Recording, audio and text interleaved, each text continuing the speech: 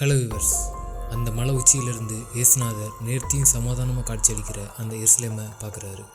அந்த காலம் பஸ்கா பண்டிகை கொண்டாடுற காலமாக இருக்கிறதுனால இஸ்ரேல் நாட்டில் இருக்கிற எல்லா யூத ஜனங்களும் அந்த பஸ்கா பண்டிகை கொண்டாடுவதற்காக அந்த எருசலேம் வராங்க. அதில் யாக்கோபின் வம்சமும் அடங்கும். இஸ்ரேல் தலைநகரமான அந்த எருசலேம் பார்க்கவே அவ்வளவு அளவுடன் சேர்ந்து பிரம்மாண்டமாக காட்சியளிக்குது. அது மகாராஜாவின் நகரம் அப்படின்னு வேதாகமத்தில் பதிவு செய்யப்பட்டுள்ளதை நம்மளால் சங்கீதம் 28:2 பார்க்க முடியுது. அந்த நகரம் பரலோகத்தின் பாதுகாப்பில் இருப்பதாகவும், எருசலேம் தேவாலயத்தின் மாபெரும் கட்டிடங்கள் கண்களுக்கு பரிபூரண காட்சியாகவும், பனி போன்ற வெண்மையான அதனுடைய பளிங்கு சுவர்களின் மீதும், தங்கமயமான வாசல்களின் மீதும், கோபுரங்களின் மீதும் சூரிய ஒளி படும்போது அது எல்லாமே பார்க்கறதுக்கு தங்கம் போல பளபளக்குது. இந்த காட்சிகளை பார்க்குற இஸ்ரேல் ஜனங்கள் எல்லாரும் சந்தோஷத்தோடும் மன மகிழ்ச்சியோடும் அந்த எருசலேமை கண்டுகளிச்சுட்டு இருக்காங்க. ஆனால் அந்த மலை உச்சியிலிருந்து பார்க்குற இயேசுநாதரால் இஸ்ரேல் ஜனங்கள் சந்தோஷமாக இருக்கிறத பார்த்து அவர் வேற எண்ணத்தையும் சிந்தனை பண்ணி மனங்கசந்து அழுறாரே தவிர மக்கள் சந்தோஷமாக இருக்கிறத பார்த்துட்டு அவரால் சந்தோஷமாக இருக்க முடியல. என்னடா சொல்கிற, மக்கள் சந்தோஷமாக இருக்கிறத பார்த்து இயேசுநாதர் எதுக்கு அழணும்? அப்படியே சோகம் இருந்தாலும் அதை மனசுக்குள்ளே வச்சுட்டு மக்களாக சந்தோஷமாக இருந்துட்டு போக வேண்டியதானே. மனுஷனாக இருக்கிற நாமளே எவ்வளவு கஷ்டம் நம்ம மனசுக்குள்ள இருந்தாலும் அதை மறைச்சிட்டு ஒரு ஃபங்க்ஷனுக்கு போனால் சந்தோஷத்தை தானே வெளியில் காட்டுவோம். ஆனால் இயேசுநாதர் அதற்கு மாறா எதுக்காக அழணும் அப்படின்னு கேட்க வரீங்களா? நீங்கள் கேட்குற கேள்வி சரிதான். இயேசுநாதர் எதற்காக அழுதார் அப்படிங்கிறதுக்கான விளக்கத்தை நான் உங்களுக்கு சொல்ல போகிறேன்.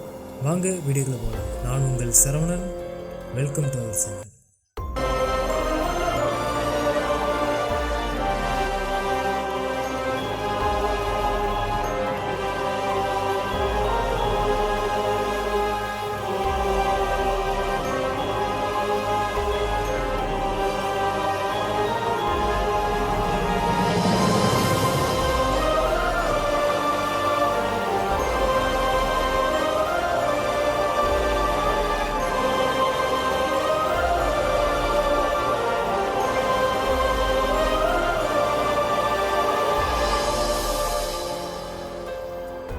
இயேசுநாதர் வெற்றி வீரராக அந்த எருசலேமுக்குள்ள நுழையும் போது குருத்தோலைகள் அசைந்து மக்களோட ஓசனா அப்படிங்கிற சத்தம் அந்த குன்றுகளில் மோதி திரும்ப எதிரொலிக்கும் போதும் சரி, ஆயிரக்கணக்கானவர்கள் ராஜா வருகிறார் அப்படின்னு ஆர்ப்பரித்து கொண்டிருக்கும் போதும் சரி, அவர் மனசில் உண்டான ஒரு துயரம் உலக மீட்பரான இயேசுநாதரை திகைக்க வச்சதுன்னு தான் சொல்லலாம்.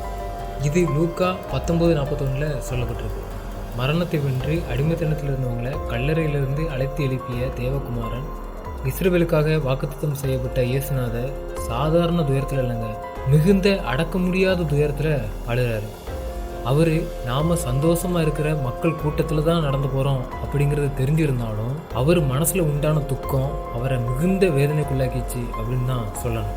நான் சொல்லும் போதே நீங்கள் கெஸ் பண்ணியிருப்பீங்க, அவர் கொஞ்ச நாட்கள்லேயே இதே இடத்துல கட்டி இழுக்கப்பட்டு அடிக்கப்படும்படி கொண்டு போவதற்காகவும் அவர் சிலுவையில் அறையப்பட போவதாகவும் சொல்லப்பட்டிருக்கு. அதனால தான் இயேசுநாதர் மிகுந்த வேதனையில் அழுறாரு அப்படின்னு நினச்சிங்கன்னா அதுதான் இல்லை. இயேசுநாதர் வாழ்கிற அதே காலகட்டங்கள்லேருந்து பல மில்லியன் வருடங்களுக்கு முன்னாடியே ஏசாயா 53:7 சொல்லப்பட்ட தீர்க்க தரிசனம் இயேசுநாதருக்கு நினைவு வந்தோம். இயேசுநாதர் தான் சிலுவையில் அறைய போவதை நினச்சி அழாமல் யாரை ரட்சிக்கவும் ஆசீர்வதிக்கவும் வந்தாரோ அந்த ஜனங்கள் அந்த மனிதர்களின் குருட்டுத்தனத்தையும் மனம் திரும்ப மறுக்கும் சுபாவத்தையும் கண்டு தான் மனகசந்து அழுறாரு. இப்போ உங்களுக்கு ஒரு கேள்வி வந்திருக்கும், எதற்காக தேவன் இஸ்ரேல் ஜனங்களை மட்டும் ஆசீர்வதிக்கணும்? நாங்களும் இந்த உலகத்துல தான் வாழ்கிறோம், எங்களையும் அந்த கடவுள் தானே படைச்சாரு, அப்புறம் எதற்காக பர்டிகுலராக அந்த இஸ்ரேல் ஜனங்களை மட்டும் தேவன் ஆசீர்வதிக்கணும் அப்படின்னு சொல்லி நீங்கள் என்கிட்ட கேட்டிங்கன்னா அதற்கான விளக்கத்தை இப்போ நான் அடுத்து சொல்கிறேன். இஸ்ரேல் ஜனங்களை ஆசீர்வதிக்க தேவன் இயேசுநாதரை இந்த பூமிக்கு அனுப்ப காரணமாக இருந்த மனிதன் யார் அப்படின்னு கேட்டால் ஆபிரகாம் அப்படின்னு சொன்னால் உங்களால் நம்ப முடியுதா? நீங்கள் நம்பலன்னா கூட பரவாயில்லைங்க, வேதாகமத்தின் சாட்சிகளோடு இந்த உண்மைகளை உங்ககிட்ட கொண்டு வர வேண்டியது என்னோட கடமை. வேதாகமத்தில் முதல் அதிகாரமான ஆதியாகமம் 22ஆம் அதிகாரம் 9 மற்றும் 16, 18 தெளிவாக சொல்லப்பட்டிருக்கு. ஆபிரகாம் சந்ததியான இஸ்ரவேலை ஆசீர்வதிக்கிறதுக்கான காரணத்தை. இந்த பூமியில் வாழ்ந்த ஜனங்கள்லேயே ஆபிரகாம் மட்டும்தான் தேவனுக்கு பயந்து உத்தமமாக வாழ்கிற ஒரு மனிதனாக இருக்காரு. அவருக்கு பல வருடங்களாக குழந்தை இல்லை, ஆனாலும் தேவன் எனக்கு ஒரு குழந்தை தருவேன்னு வாக்கு கொடுத்துருக்கிறாரு அப்படிங்கிற விசுவாசத்தில் நம்பிக்கையோடு காத்திருக்காரு. அப்படி எத்தனை வருஷம் அப்படின்னு சொல்லி பார்த்தீங்கன்னா 5 வருஷம் 10 வருஷம் இல்லைங்க, கரெக்டாக சொல்ல போனால் ஆபிரகாமுக்கு 90 வயதும் அவனுடைய மனைவிக்கு 80 வயதும் இருக்கும்போது தான் தேவன் ஒரு குழந்தை கொடுக்குறாரு. பார்த்துக்கோங்க. இதிலிருந்தே ஆபிரகாமோட விசுவாசம் எப்பேற்பட்டது அப்படிங்கிறத நீங்கள் அறிஞ்சுக்கிடுவீங்க. பல வருடங்கள் காத்திருந்து கிடச்ச குழந்தை மேலே அவ்வளவு அன்பு வச்சு பாசத்தோடு வளர்க்குறாரு. இது ஒரு காலகட்டத்தில் ஆண்டவரை மறக்கக்கூடிய ஒரு அளவுக்கு போகுது.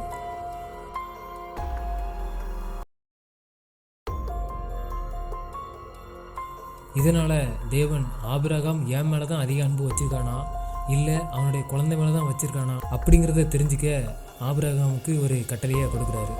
அந்த கட்டளை என்ன அப்படின்னு சொன்னால், உன்னுடைய குழந்தைய எனக்கு தகன பலியாக கொடு அப்படின்னு தேவன் கேட்கவும் மனுஷன் ஆடி போயிடுறாருங்க. என்ன பண்ணணும்னு தெரியாமல் விழிப்பிதுங்கி நிற்கிறாரு.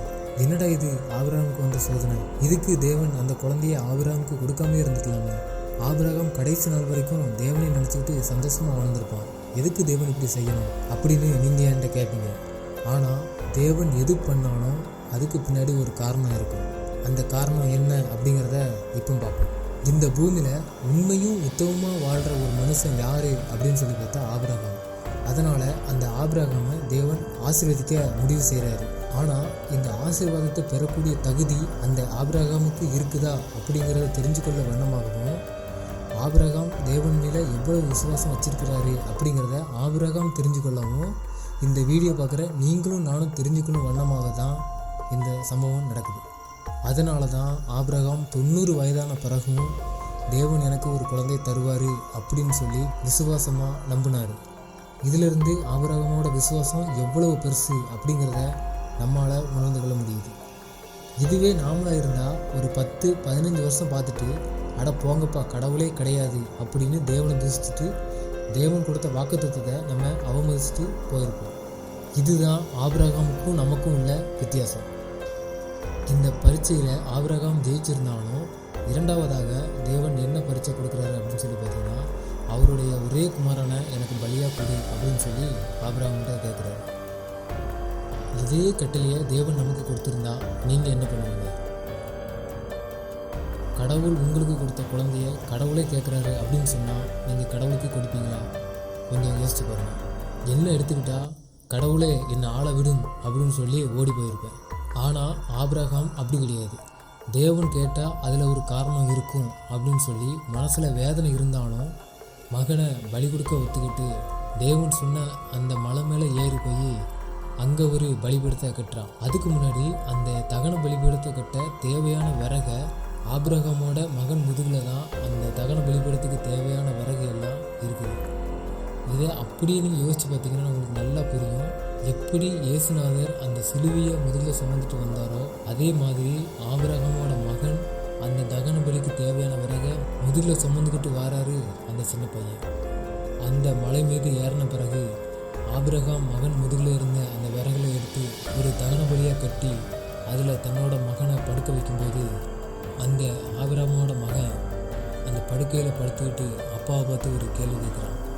அப்பா, என்னை நீங்கள் கொல்ல போகிறீங்கப்பா அப்படின்னு கேட்குறப்போ ஆபிரகாமோட மனசு எவ்வளவு வேதனைப்பட்டிருக்கும். அந்த பையனும் தன்னோட அப்பா தானே தன்னை கொல்ல போகிறாரு, அவர் எது செஞ்சாலும் அது நல்லதுக்காகத்தான் இருக்கும் அப்படின்னு சொல்லி தைரியமாக அந்த பலிபீடத்தில் படுத்து கிடக்கிறாரு.